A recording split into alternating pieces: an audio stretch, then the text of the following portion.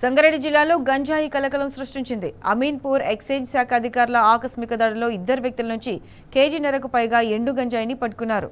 పశ్చిమ బెంగాల్కు చెందిన నిందితులు షేక్ రుమిల్, అమీన్ షేక్ ముజిద్దీన్ ఇస్లాంలను పోలీసుల అదుపులోకి తీసుకుని రిమాండ్కి తరలించారు. వీరి నుంచి 1 కేజీ 560 గ్రాముల గంజాయిని 2 మొబైల్ ఫోన్లు స్వాధీనం చేసుకున్నారు పోలీసులు.